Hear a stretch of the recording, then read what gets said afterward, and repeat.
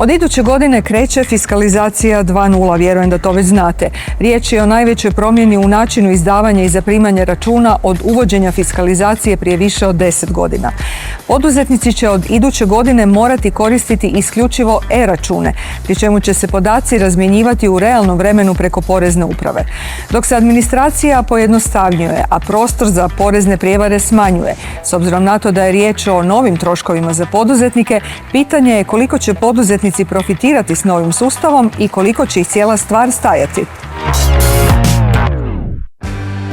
Hrvatski porezni sustav ulazi u novu fazu digitalne transformacije. Nakon fiskalizacije 1.0, koja je obuhvatila evidentiranje računa u segmentu potrošnje, na red stiže fiskalizacija 2.0, potpuno digitalizirani model fiskalizacije i obvezni e-račun. Nova značajka u ovom novom zakonu o fiskalizaciji, a odnosi se i na obveznike fiskalizacije 1.0, je ta da će obveznici fiskalizacije u toj krajnjoj potrošnji biti dužni od 1.1.2026. godine fiskalizirati i račune koje se naplaćuju na transakcijski račun.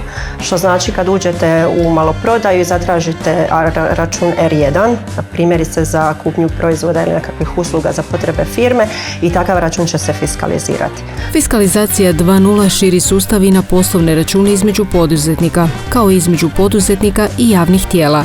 Time se ukidaju brojni obrasci i izvještaji, što podrazumijeva manje administracije za poduzetnike. Novi model fiskalizacije, takozvana fiskalizacija 2.0, odnosi se na fiskalizaciju računa koji se razmjenjuju između poreznih obveznika, takozvani B2B, business to business segment, i fiskalizaciju računa između poreznih obveznika i javnih tijela, business to government, B2G. Ovi računi se fiskaliziraju i na jednoj i na drugoj strani. Što to znači? Na strani izdavatelja računa i na strani primatelja računa, što do sad nije bio slučaj. Do sad se izdavalo samo na strani fiskaliziralo samo na strani izdavatelja računa.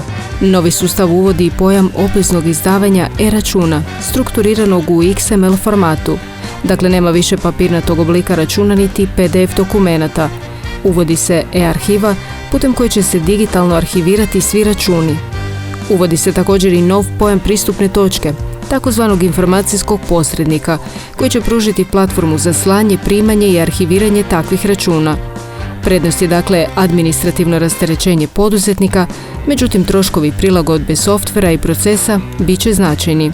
Do sada poduzetnici su koristili, imali su ERP sustave, računovodstvene softvere, koji za malo veće poduzetnike, koji su to već imali u svojim sustavima, morat će kupiti module računa, morat će sklopiti ugovor s informacijskim posrednikom koji je zapravo usklađen s normama EU za izdavanje e-računa, koji će pružiti tu cijelu platformu, i to su nekakvi troškovi koji će udarati na budžet za sve poduzetnike. Za male poduzetnike i OPG-ove predviđena je besplatna aplikacija Mikro e-račun Porezne uprave, koja će omogućavati zaprimanje, a od 2027. i izdavanje e-računa bez dodatnih troškova.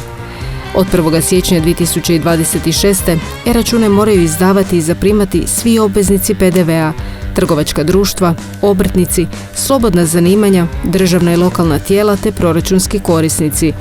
Od 1. siječnja 2027. obveza se širi na sve subjekte, uključujući i one izvan sustava PDV-a, poput OPG-ovaca i malih obrtnika. Prema procjenama Ministarstva financija, ukidanjem dvostrukog unosa i brojnih izvještaja, poduzetnici bi godišnje mogli uštedjeti više od 120 milijuna eura. Računi će se automatski knjižiti i fiskalizirati, a poduzetnici će u poreznoj aplikaciji imati uvid u status svakog računa u realnom vremenu. Prije svega bit će transparentni statusi računa, znači točno će se vidjeti u sustavu kad je račun poslan, kad je zaprimljen, kad je odbijen, kad je prihvaćen. Što znači da nećete više imati one izgovore tipa nisam primio račun pa ga nisam platio.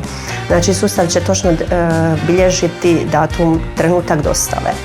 Druga stvar, brže će se ispravljati pogreške.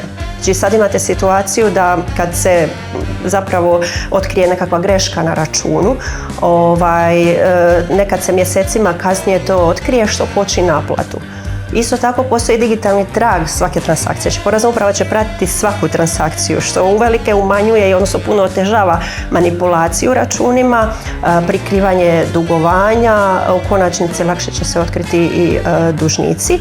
Što se tiče same nelikvidnosti, znači očekuje se da će se smanjiti taj nekakav period odgađanja plaćanja računa. Da li će to odmah utjecati na smanjenje kompletne nelikvidnosti u gospodarstvu, teško je procijeniti. Fiskalizacija 2.0 donosi modernizaciju i veću transparentnost. Hoće li poduzetnici brže osjetiti teret troškova ili korist od digitalizacije, pokazat će praksa.